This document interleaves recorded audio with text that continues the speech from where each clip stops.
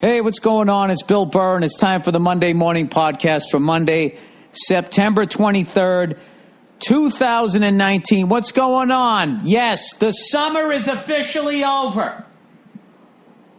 You guys can all now cry that it's fucking over and it's still fucking 70 degrees out. Anyway, I hope you enjoyed your summer. Football season is you know, we're still in September, so it goes by quick. Everybody talks about, raising a kid, how fast it goes by. And there's a million people that will warn you how fast raising a kid. It's like I turned around and all of a sudden he had a beard and he was coming at me with a knife. I was just like, I used to change your diapers.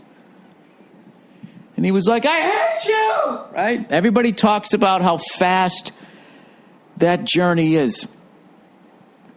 Ad nauseum, right? Am I using that correctly? But nobody ever tells you how fast football season goes by. Nobody warns you. They get you all excited. And all of a sudden they're looking at the playoff picture. What the fuck happened? You lose your shirt betting in the beginning because you don't know who's good. You're betting college football. What the fuck are you doing? Laying 60 points in September, whatever the fuck these stupid games are. Then you start figuring it out right around when they start wearing the pink. And next thing you know, it's fucking Thanksgiving's coming up. Jesus, where we going? Your house? Can we go to my family? Ever? Yeah, fuck it. We'll go to yours again. Right? You have that big fucking fight. I will stay here. You guys can all go. I don't give a fuck. That's not true. I love the holidays. Right? You have that big stupid fight. By then, there's like fucking a month left. And yet, maybe that's what it is. I used to think it was because there was so few games in the year that it just flew by. That's not what it is. It's because you get like halfway through the season and then it's just fucking holiday season, even though everybody looks past Halloween, except for the gays, right? They're the only ones out there that understand the importance of the Halloween, right? Everybody fucking blows by it. It's a great excuse to make some pumpkin bread, Start getting the whole fucking holiday look around your apartment, your house, or your tent, wherever the fuck you're at. Actually, you wouldn't need it if you were living in a tent. The fucking foliage is you're sleeping on it. Fucking. I don't think homeless people are too excited about the what is that pumpkin shit they put in everything? And those fucking addicts who go down to the fucking Starbucks and stand in a line of 40 fucking people to get their fix in the morning. They always have those pumpkin-infused lattes. Who doesn't want one of those fucking things? Is somebody living outside during Halloween. You think anybody knocks on their tent, see if they got any candy they can give up? Oh, Bill, that's mean. Oh, maybe it is. Maybe it is. I don't know what. But then, and then it's fucking Thanksgiving, right? And then it's fucking Christmas. No other... I guess hockey and basketball, but it's the beginning. You get it out of the way and they play a zillion games. I think that's what it is. There's so few games. The holidays takes up like fucking, 60% of the goddamn season, I feel like, is if you don't count the playoffs. All right, half the season. Whatever. No, I was never good at math. I was good at regular math. Plus, minus, divide, multiply. I can do that shit all day. Okay, you need me to map out how to make a fucking bridge. I'm sorry, it's just not happening. Okay, so stop with the emails. I can't help you. I think that's what it is. So I'm really trying to fucking enjoy it. And what I'm doing is I'm just taping games. I'm taping games because I got to do other shit. On Sundays, I go to a farmer's market. That's what I do. I'm a total dad guy. Right? Load up the whole family. We go down there. We get the fruits and vegetables that are allegedly organic, but we all know came from some fucking evil farm. Okay, and they just got some fucking, meth heads down there running the fucking table that they're like, listen, just say it's organic and we'll give you the meth after. Right? You see them all sweating. You think it's because they just pulled, we're working hard pulling the crops out of the ground. It isn't. They're just fiending for more meth. But whatever. I like a lie like anybody else, so I go down there. We do our fucking thing. Got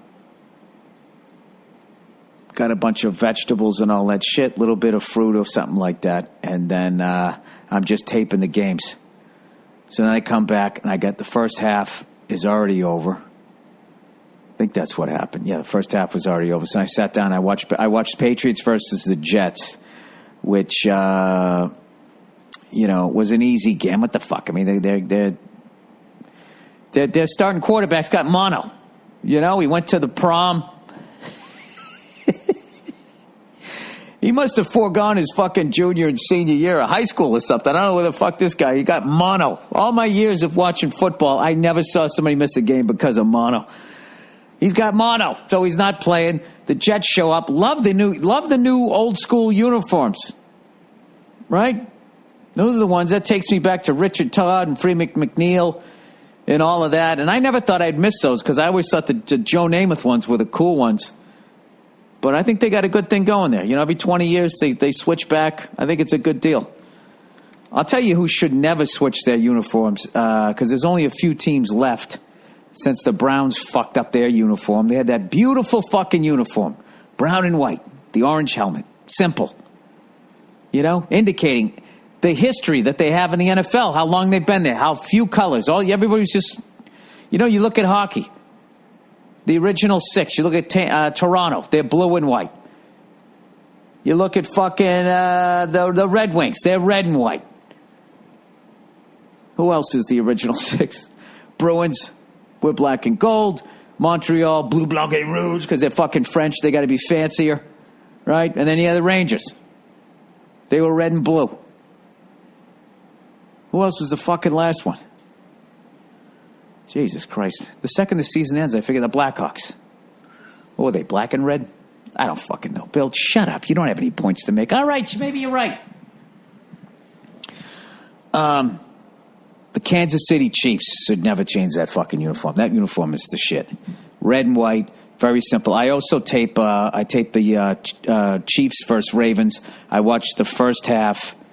They're just scary good. They just are. And I wrote the kid's name down. That fucking catch that kid made in the corner of the end zone. Oh, no.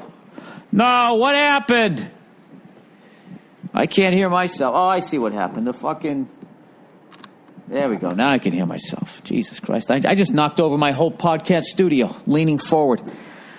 To get my phone here. What the fuck was this kid's name here?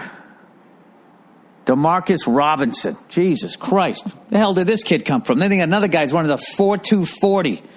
So I think they got the offense down. I'll actually say I think their defense is a little suspect on the run, but it's really early, and they got Andy Reid. He knows what the fuck he's doing. So I think it's, I don't know. Verzi's hilarious. I fucking love Verzi, right? By the way, Verzi's playing Gotham Comedy Club this weekend. All right? New York, New Jersey, Pennsylvania, the tri-state area. You guys go in and you support that guy. I'm telling you, man, he's fucking murdering. I'm so happy for him, as a friend. And then also as a friend, I'm sad because now he's never opened it for me anyway. He's moved on. He's a big star. Catch him at Gotham now. When you can say you saw him in the intimate confines of a 400-seater. No, very happy for him. He sent me a text. Classic Verzi. He goes big. He loves a favorite. Guess what he said about the AFC. He goes, dude, I'll fucking read them. If you don't believe me, I will fucking read you these things word for word. 3 weeks into the season. Oh, Paulie fucking Verzi. Where the hell is it? Scrolling. Yeah, this does every year. Every year he's like the mush. He tells me that my team's a fucking lock every year. I swear to God, he does it on purpose. It's like, isn't it enough that your Giants beat us twice in the fucking Super Bowl? You got to fucking do this? All right. He just texted me. All right, 3:43. Where is it? Okay, 10:44 a.m. my time. So it was 1:44 p.m. East Coast time on Sunday. Pat's going to win the Super Bowl. Over already. Defense is unreal. Tom looks incredible. Yo, I'm headlining Gotham this weekend. All right, yeah, so I mentioned that. It's already over, everybody. So I just wrote ha at over already, right? He goes, Super Bowl's over. No need to watch. Does anybody go bigger than Verzi? That's why I love this guy. I actually saw it already. Defense is unreal. Brady looks great. He's getting 7th this year. So I write back, we've played the Steelers, the Dolphins, and the Jets. Now, no disrespect to the Steelers. I mean, I don't think they're as bad as that first game. But they seemed like they weren't ready to go. It was the first game of the year. Anybody can have a turd their first game. The fucking Dolphins, I don't think that they were this bad since they were an expansion franchise. I mean, they were a fucking mess. And the Jets, their starting quarterback, went to Inspiration Point prom night and got himself mono. So we haven't fucking played anybody. So I wrote that. I go, none of those teams are making the playoffs. You will never learn. And I wrote 3 weeks, Paulie. He goes, doesn't matter. It doesn't matter that we haven't played anybody. He goes, you guys never had a D like this early. Yeah, we did. We did in the early 2000s. We did. Plus 2 great defensive backs. We've had that before. And that Collins kid. Barring injuries, it's over. AFC title game against the Chiefs. Now, first of all, that's what everybody picked at the beginning of the year. That was last year's. He goes, it's over. He goes, congrats. And then sent a champagne fucking emoji in my eye. I don't know, some other party fucking thing. It's just fucking, it's the funniest shit ever. It's the funniest. There's so much more football to be played. Who the fuck knows? Who the fuck? I mean, look at that fucking Antonio Brown saga. Day to day, what the hell's going on with that? That's the shit. Because as much as Verzi does this shit, then they'll also come up with something great. Where his theory on Antonio Brown is that he's suffering from some sort of CTE during his career. He wasn't like this at the beginning of his career. He was quiet. He just did his job, and now all of a sudden he's just fucking bizarre. You know what I mean? I don't know. So I'm just talking about like the football aspect. Forget about all that other horrific shit that he's accused of. So as always, Paul goes big. He tells me to fucking, already book my plane ticket to wherever the fuck they're playing the Super Bowl. And I, on the other hand, I always go the other way.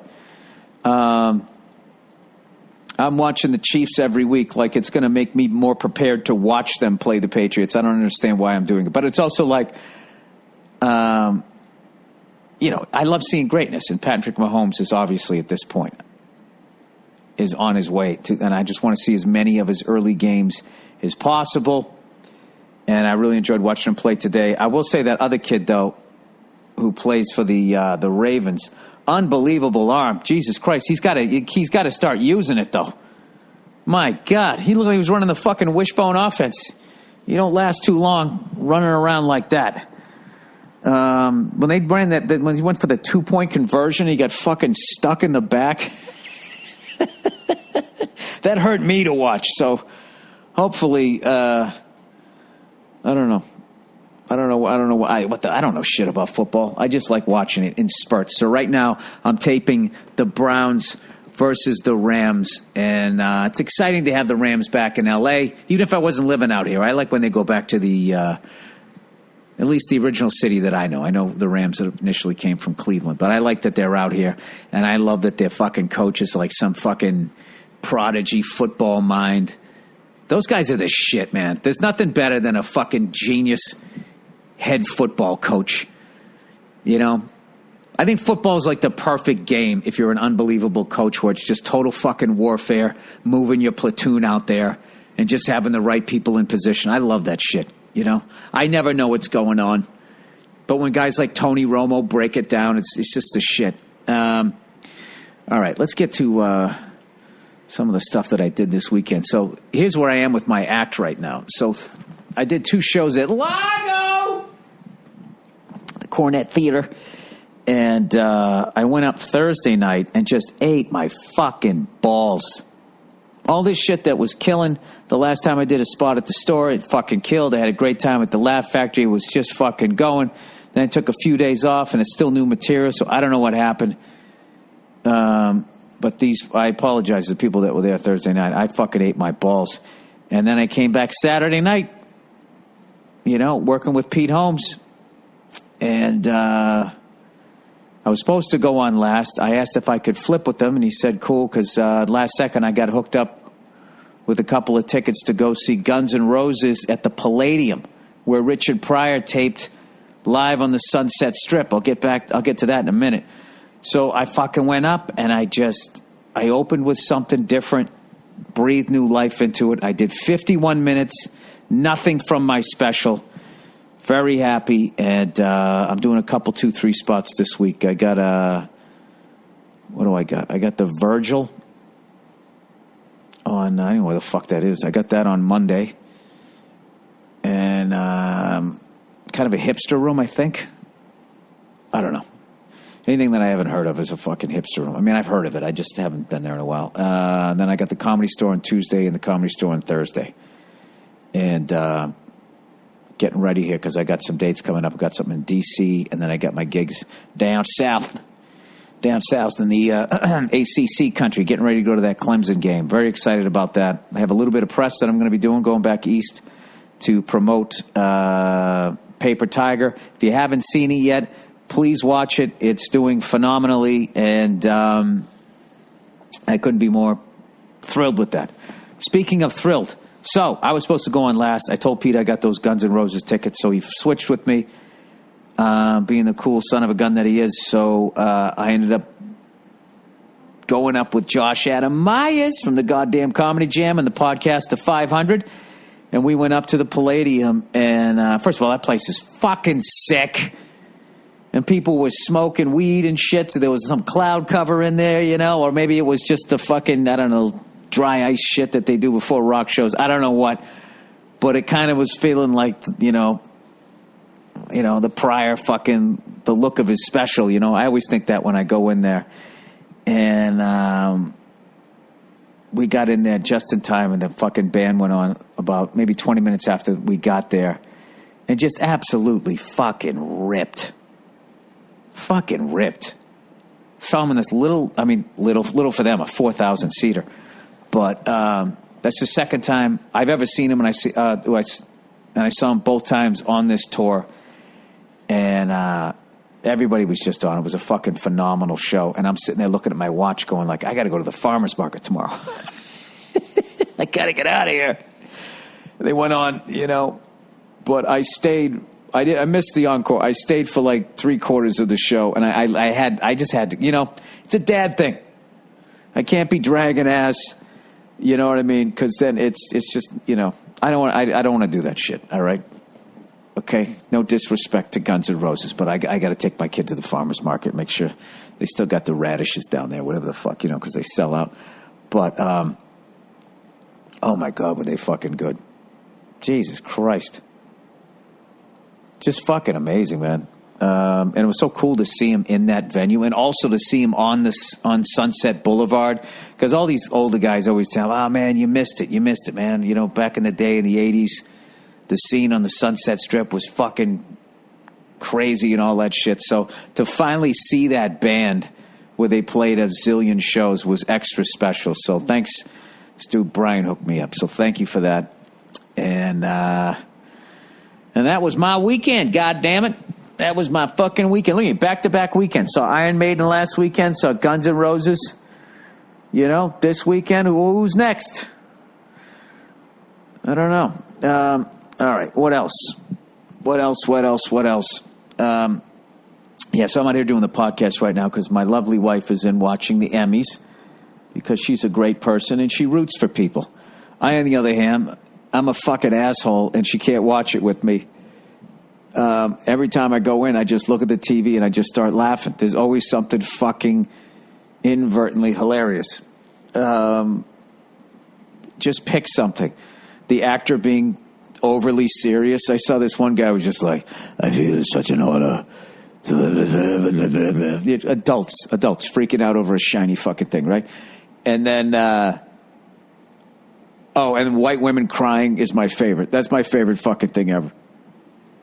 You know, that's just my favorite fucking thing in the world right now. And the second they start crying, I burst out laughing. The same way I used to laugh when, like, you know, when you used to watch The Biggest Loser, and some guy talks about how, you know, he quit eating double cheeseburgers and the fucking jowls start going on. It's just watching a grown man is funny. Watching a white woman in like a $10,000 dress talking about how hard it was, it's just funny. It's just fucking, I'm not saying that it wasn't hard, but just, I'm saying as far, you know, if she looked over her shoulder, I think those tears would dry up a little bit. But whatever. Then I always end up ruining it. So I can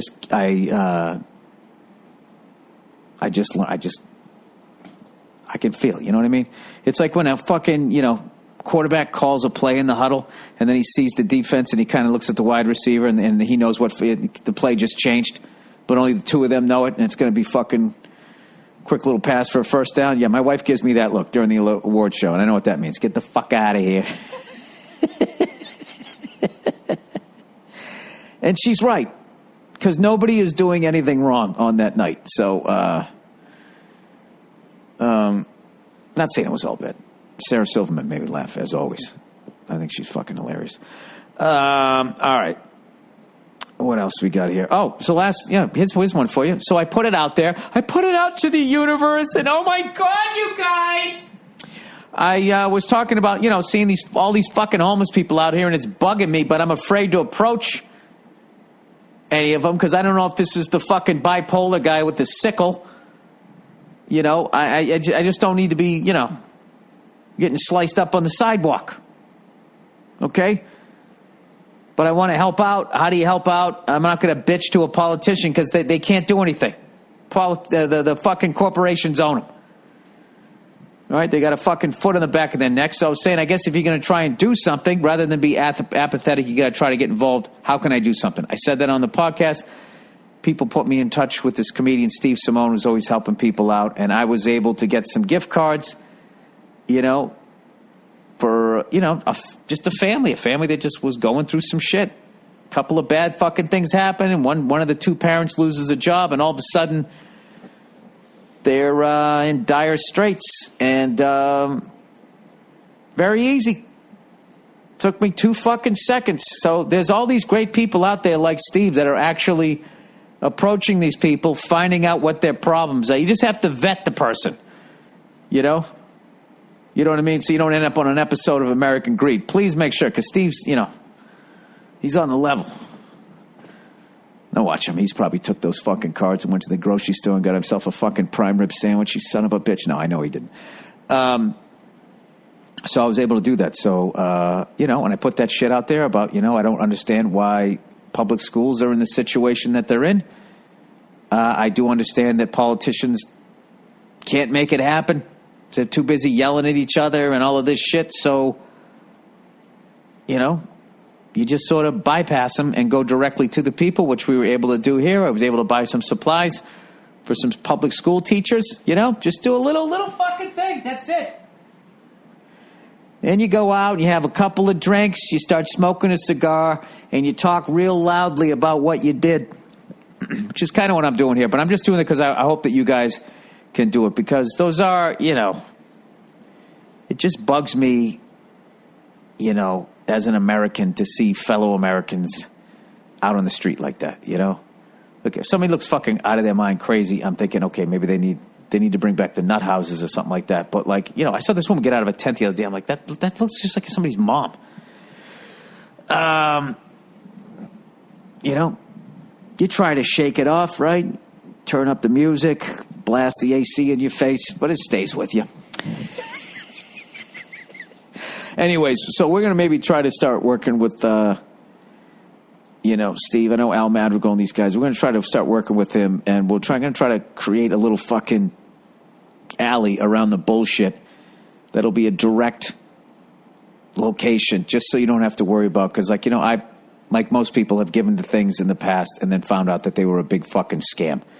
I've had that happen at a number of levels. And, yeah, that'll make you want to kill somebody. You know, that's worse. Nah, I don't know about somebody going into your house is pretty fucking bad. But whatever. Just, saying you're doing something nice and you're not. So anyways, put it out there, ask around. I think there's an easy way to just do a little something. Everybody does a little something. Maybe it'll help out. I can't tell you it feels better today than doing nothing. All right? All right. So 300 days sober. I celebrated that by watching Aaron Rodgers talking about how great his line protected him, how he wasn't sore at all. And he goes, I'll tell you what, I'm going to go home tonight. And I knew he was going to say it. And he kind of stopped talking. And then he's like, fuck it, I'll say it. I go, maybe I'll have a scotch, watch some game film because of their Thursday night football. That fucking killed me. I was just sitting there, my mouth watered I want to do that! And I don't just mean scotch. I want to do that whole thing. I want that to be my Sunday. I'm too old. It never happened for me. Lead an NFL football team to victory on my way to Canton, Ohio. Right? Feeling good because I didn't take any major hits and going home to have a scotch and watch more football. I mean, can you be crushing it any harder than that guy? I feel like all of a sudden I was watching a fucking movie. 303 days, no booze. I mean, there's no fucking way I'm making this. I'm going to make the year, but there is no fucking way I'm going to go the rest of my life and never taste scotch again. I just can't fucking do it. The thing is, I can't have it in my house. I don't know how many times I got to learn that lesson, So you know what I did? I fucking, I love root beer, right? That's an old fucking guy thing. I love root beer, right? So I was hanging with Josh the other night. The fuck did we do? We went down on the night I bombed. So we're fucking coming back. It's hilarious. We're driving back. And we're like, and he'd been mentioning how there was this place that has these fucking root beer floats. And I was like, dude, I have wanted to have a root beer float for 15 years.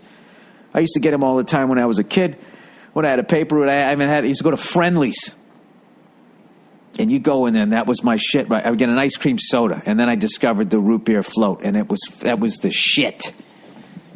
And then I don't know what happened. I probably was too old, and I ordered one in high school.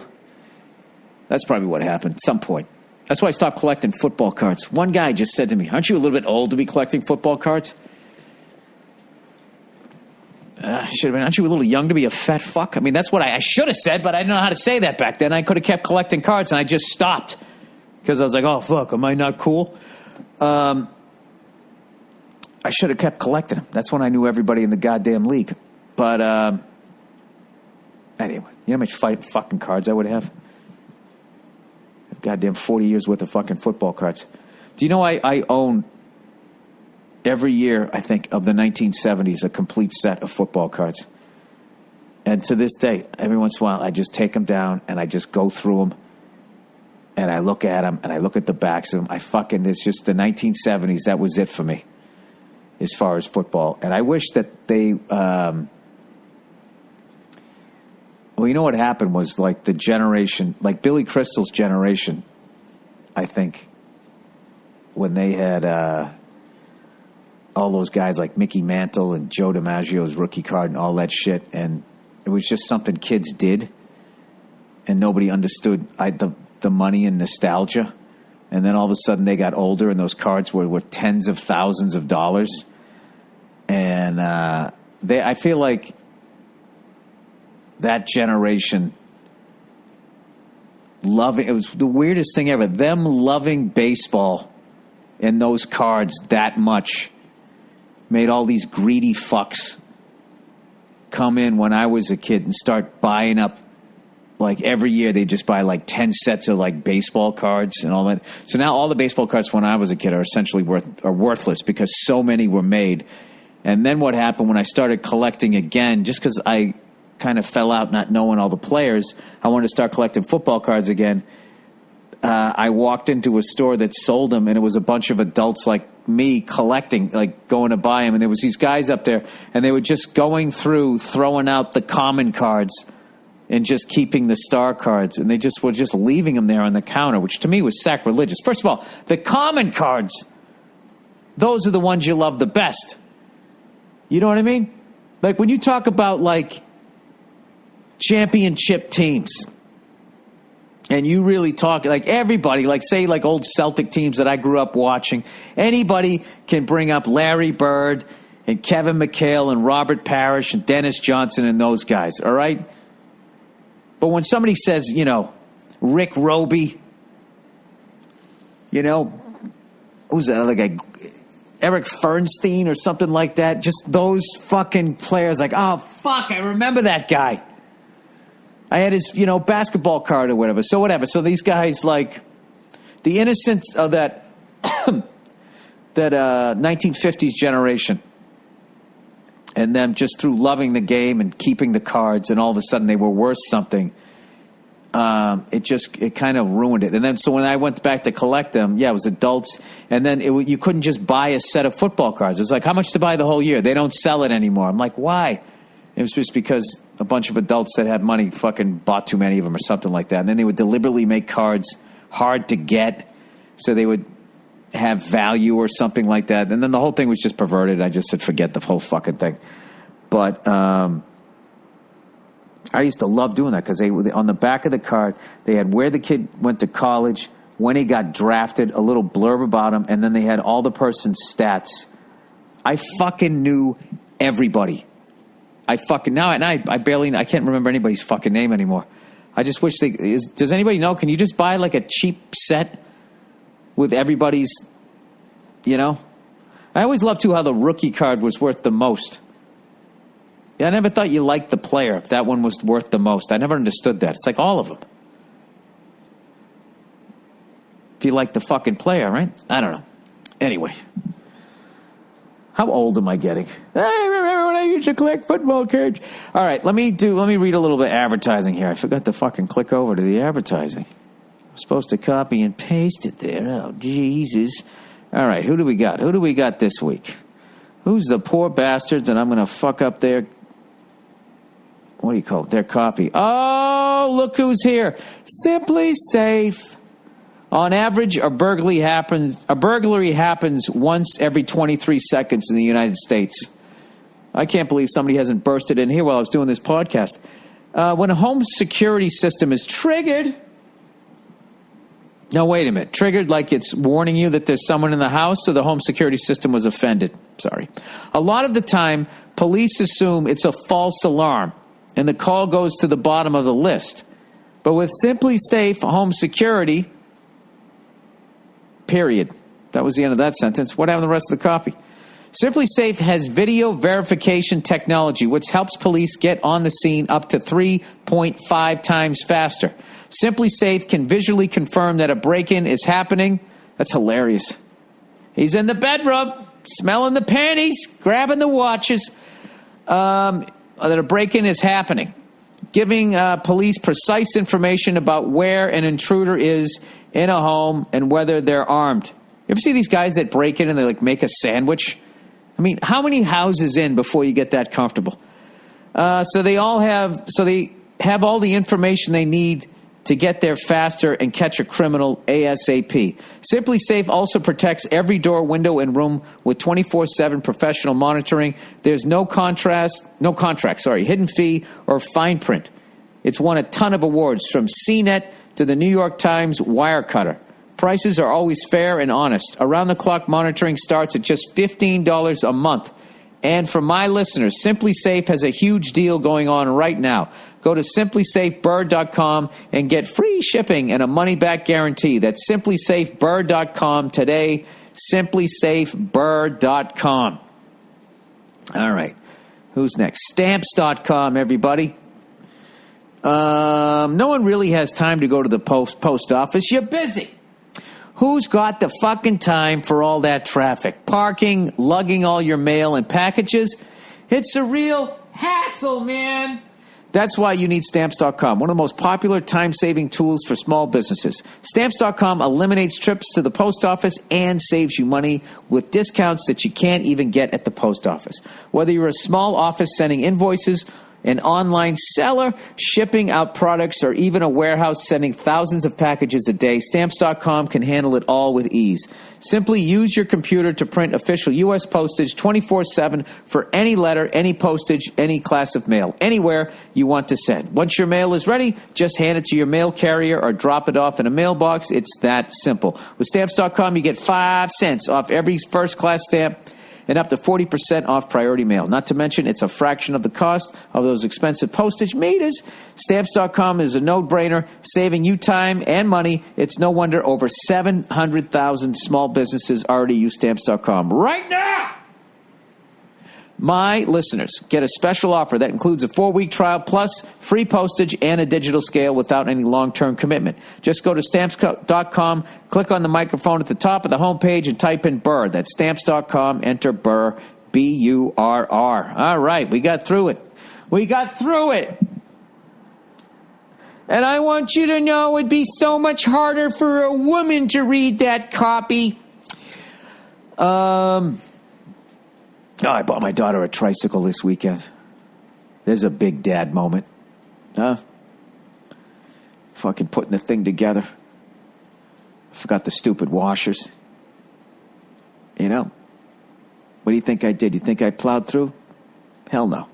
I took it apart and I put the washers on. There's not going to be any leftover parts. Right? Thing still already squeaks like a son of a bitch, though, I got to tell you. And she absolutely loves the thing, and it's so cool. There's these cute kids who live next door, and they're a little bit older, and they got all bikes and shit like that. So she wanted to go see him, and she took her tricycle along with her. And she said to her friend, she goes, "Look at tricycle Dada got me. Made my fucking year." Oh yeah, I'm telling you, my kid's gonna be cool as shit. I'm gonna teach her how to drive my old F-100, 3 on the tree. I'm going to teach her how to change the oil. My wife's going to take her to ballet class and all that. I'm taking her to the fucking jiu-jitsu and all of that shit. That reminds me of a fucking bit. I got to write everything down now. It reminds me of a fucking bit I was going to do about jiu-jitsu. How do you spell it without being anti-Semitic?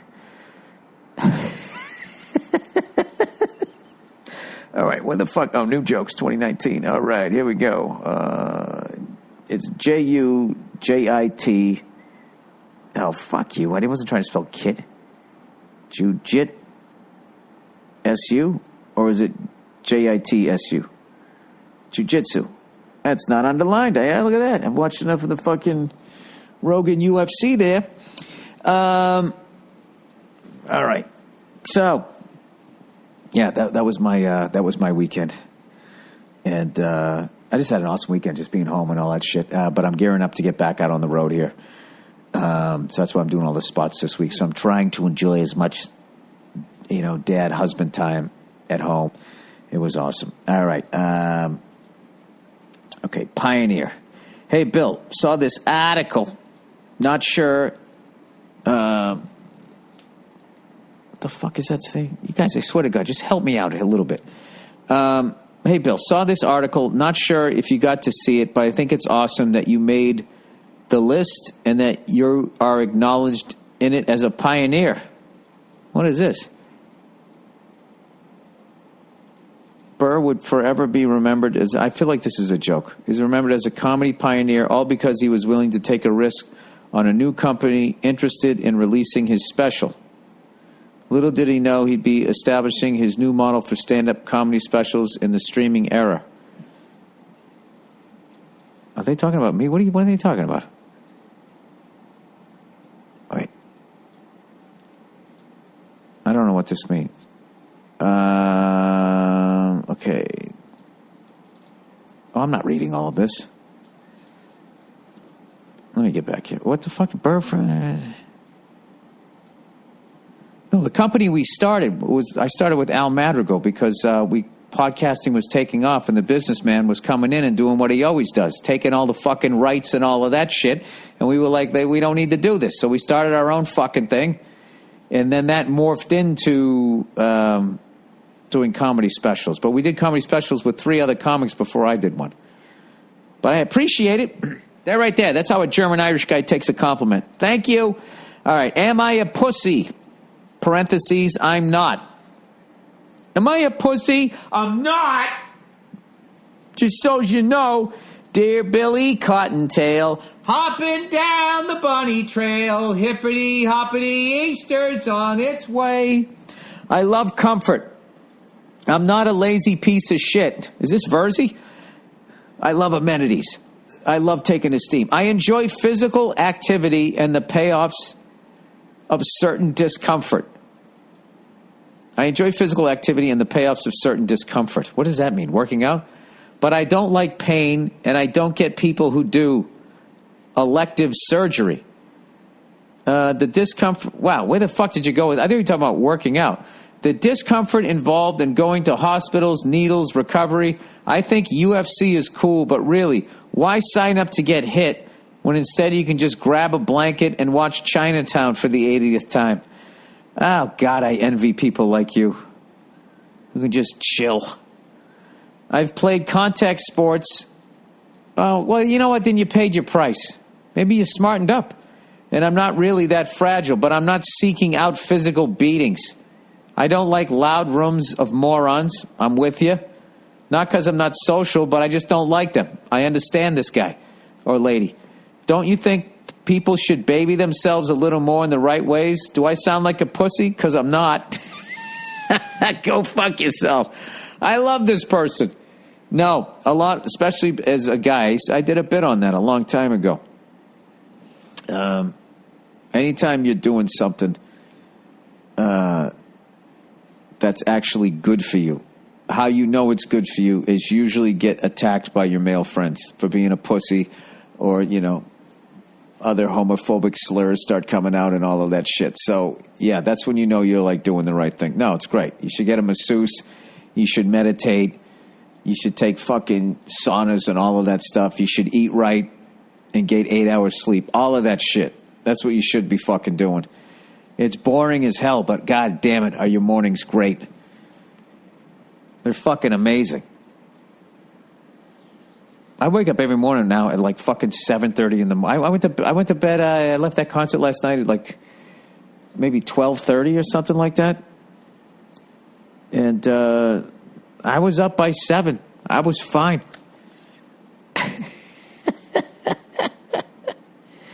If I had been boozing, if I wouldn't have made the farmer's market. I'd be like, Neil, can you say to the kid, I'm sorry. Next week, I'll make it up to you. Oh, Jesus, then just fucking hating yourself. All right. Guitar nails. Hey, Billy Freckled Toes. I'm a 26-year-old engineering student from Texas Tech. I like the what are you guys? You guys you're not the Rebels, are you? Am I confusing that with somebody else? I know Vegas is the running Rebels. Wait a second. Texas Tech, the Red Raiders. That's a fucking great name. The Red Raiders. I want to say Wes Welker went there. And I'm a big fan of yours. Before I get into it, I just wanted to say thanks for working hard on being the best comic you can be, and I greatly admire your stand-up. Well, thank you so much. So I'm writing in today with a sort of musician's dilemma, and knowing that you yourself are a musician. Jesus Christ with the flattery. I am a dad who plays drums. I figured it'd be something interesting to write in about. I've been playing guitar for over 12 years and have spent most of that time focusing on classical guitar, particularly Spanish and Latin music. I really love playing that style of music, and it allows me to feel closer to my ancestral roots, at least musically. Yeah, imagine that strip mall you then drive by. It kind of sucks the life out of you. It's also very challenging but beautiful music, so I find it rewarding and a worthwhile endeavor learning to play these Spanish-sounding pieces. Anyways, the thing about this style of music is that it's very common and expected to play with long-shaped and buffed nails on your plucking hand, while, of course, keeping your fretted hand nails short. As a guy, I've always felt self-conscious about walking around with these long fingernails, as I imagine, and I know I'm projecting here, that they appear feminine-looking. Oh, yeah, no, this is some guy shit. You have to look at this and be like, is this going to get me an unwanted ass kicking? You know? What is an unwanted ass? Because an unwanted ass kicking is basically an extra ass kicking. At some point, you're going to get your fucking ass kicked. Physically, emotionally, something's going to take you out. You don't need to go out of your fucking way to advertise that you're looking for some extra time. Who wants to do more than 40 hours this week? Oh, that guy over there with the shiny fingernails. Some people can get away with it. Pimps can get away with it, okay? But you gotta wear really flashy clothes to keep the bullies away. Anyway, and they appear feminine looking. Or when I shake someone's hand and they see the nails, they wonder why a guy would have nails that long. Yeah, in my head, I would immediately think you were a cokehead where the long pinky nail wasn't enough, that you just fucking stick your fucking whole grizzly paw in there. It doesn't help, too, that a few years ago, my natural nails were breaking from lifting at the gym. So I started getting fake nails put on over at a local nail salon. Jesus Christ, dude, you're fucking all over the map, this guy. My head's spinning right now. They're much stronger and won't break at the gym, but it's always awkward. Walking into the nail salon is the only guy and getting my nails done. What are you talking about? That's great. You can meet some women there. They'll probably, well, why do you only get one nail done? Oh, because, I'm a cool Latin guy that plays classical Spanish guitar. You'd like to come over sometime, right? You're already crushed. I already know you're probably crushing it. Now you get, you're lifting, so you're in shape. You're playing guitar. Well, you don't need any fucking help. This guy should be in a movie. I guess my thing is I tend to feel like I'm weirding people out having these long, feminine-looking nails as a male, especially when interacting with women. Women, I figure they'd love it. I guess I just don't want to feel like deterring potential partners or dates by having these fingernails on my hands. Dude, did you ever see the pussy that Prince got? Did you ever see the fucking women that were fucking throwing their goddamn fucking panties there at him? It was the most effeminate straight guy ever. Dude, you are going down a fucking happy trail of fucking pussy. You just got to own it. The problem you probably is you feel awkward, so it's you're giving off a lack of confidence. Dude, if I could go back in time, man, I would do that. I'd get fucking Lee press on nails and learn a little fucking flamenco guitar, whatever the fuck it is. Come out there with my fucking blazing freckled fingers. I'd play one of those Irish songs in a fucking Spanish style. Anyways, do you think that's all just me projecting? Is this something I should even worry about, or is it just a silly concern? Thanks for reading and go fuck yourself. Yeah, dude, I think what you're doing makes you cool and different, but the fact that you're questioning it is driving women away and you're attracting an ass kicking. All right? So I think you got to own it. You got to fucking own it. Who gives a shit? Especially now, it's all out there and everything. People are afraid to bully people. Maybe they're not. I shouldn't say that, but it seems like they are. Yeah, I would just own it, dude. I play guitar. But I lift at the gym, so my nails keep breaking, so I had to get these stupid Lee press-on nails. And then they give you shit, and just, hey, I'm a big fruit basket, whatever you're going to say, right? And then you take out the guitar, you fucking crush it, and then you go out and you bang the fucking chick of the guy that was fucking making fun of you. There you go, right there. That's like a movie. You could be living a movie every weekend. All right? You be proud and you be brave. I think it's really brave of you to have those nails. All right, quitting computers. So that's the thing. I think you just got to own it. Have a little confidence and you're fine. All right? If I can get away with walking around with my fucking goddamn Frosty the Snowman head, I think you can get away with a couple of fucking Lee press-on nails. All right, quitting computers. Dear Billy, no fun. And he's having no fun. I work in a trade and I don't have to sit in a cubicle, so the rest of this email may seem too bitchy. Well, congratulations that you work in a trade and you have a job. I sitting in front of a computer even for 20 minutes at home. Okay, that was a sentence, everybody. I sitting in front of a computer. That seems like bad like writing for an Asian character like 20 years ago. I'm sitting in front of a computer, even for 20 minutes at home. I don't care about YouTube videos, and I don't care about most social media. Okay, I created a Twitter account so I could see what you and Rogan were up to. But I got rid of my laptop, and I don't own a computer except for my phone, which is really basic. That's amazing. I can listen to podcasts at work and have email, but I don't use it for fun. I think what you're doing is smart. Everyone told me it'd be hard, but of course that's them projecting, and I'm telling you, it hasn't been bad. I read a little less about sports than I used to. I subscribe to 2 newspapers, and when I get the urge to be stimulated, I flip through that. Thought maybe on this fine day I could be the one to inspire you. Love the throwbacks and go fuck yourself. Yeah, if I wasn't in this business, I would do it. You know, but I got to be honest with you. I'm barely been on my computer for that type of shit because of this instrument rating I'm trying to get. So I am just hitting the books and writing flashcards. And I got to tell you, loving every second. I'm really enjoying it, you know. Like, I was kind of overwhelmed at first, and I was just like, you know what? I'm just going to I don't give a fuck how long this takes me. I'm going to get this thing, and I'm not just going to memorize shit. I'm going to understand this shit. And it's been amazing. I actually got a kick out of, Andrew's been sending me some pictures of you guys trying to guess what my little flight simulator looks like at home. It's totally basic. I got the yoke. I got the throttle. I don't know shit about planes, but I had to get the plane controls, and then I got the pedals, which I haven't hooked up yet, and then I just watch it on my computer screen. That's all I have. I don't have the chair and all of that shit. I just bought like a basic desk that I could clamp all the shit onto. I had it downstairs, but I don't know. It just, I kind of got to move it out to the garage is basically what it is. You know how it is. You're married. No, this is our house. Could you get your fun stuff out of here? But anyway, but it's been worth it, you know.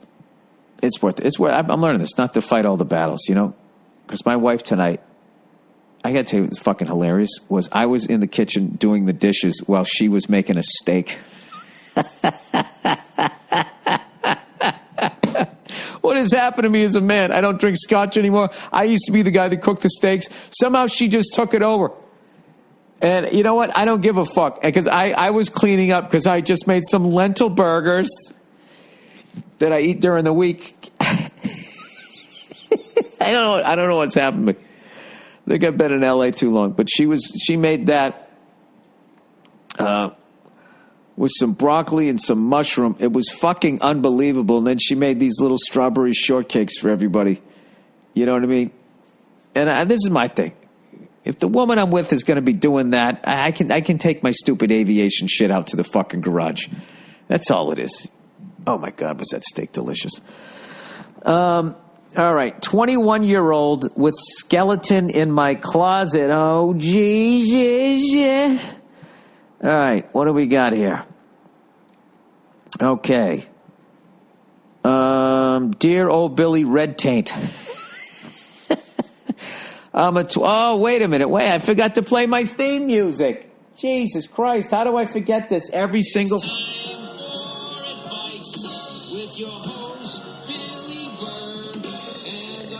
It's melody from somebody else. All right, there we go.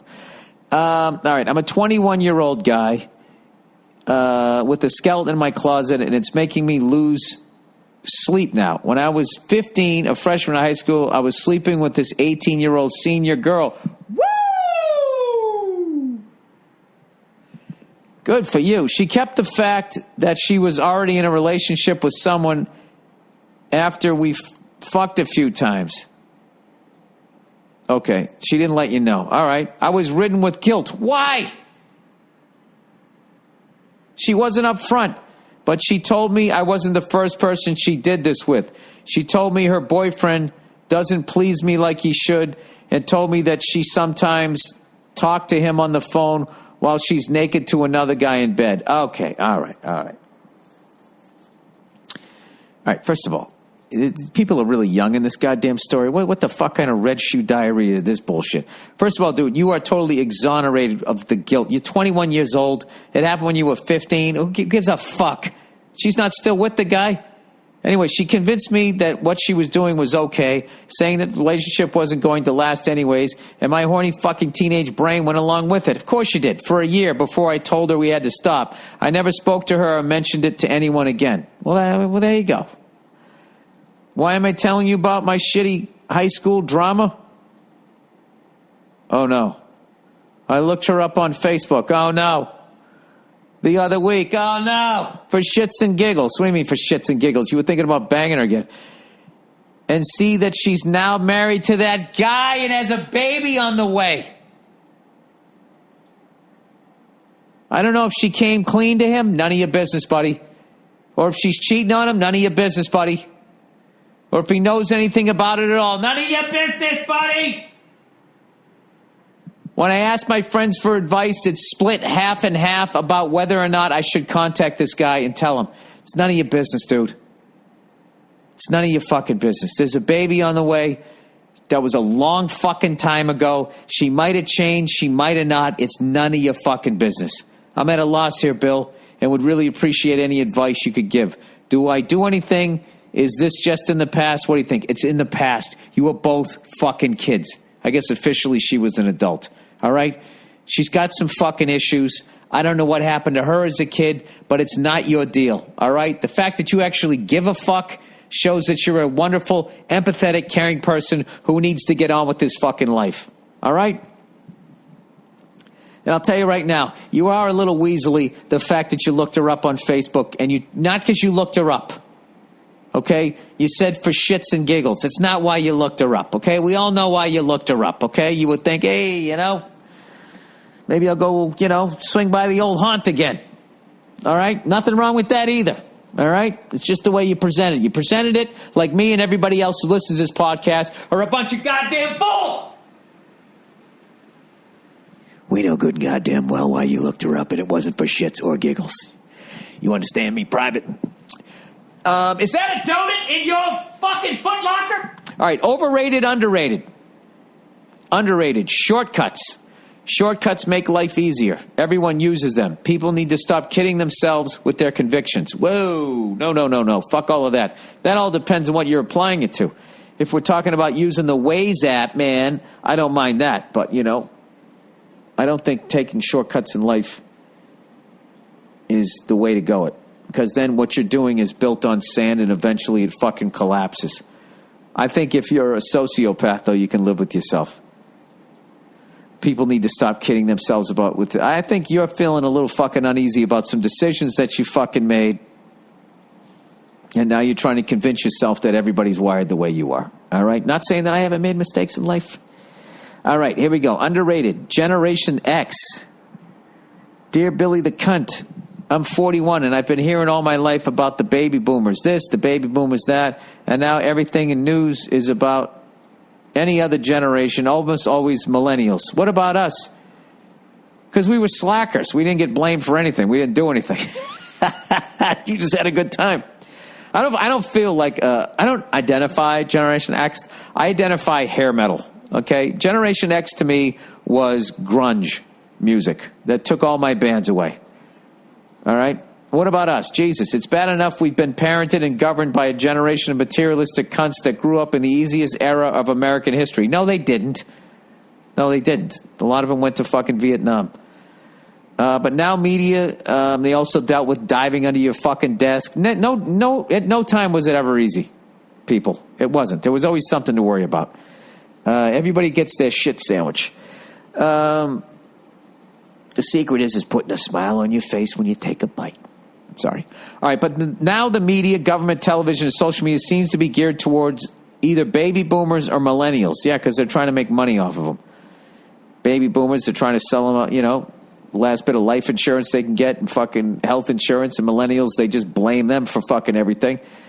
But they're giving away because they're getting older now. So now they've moved on to that generation, Z?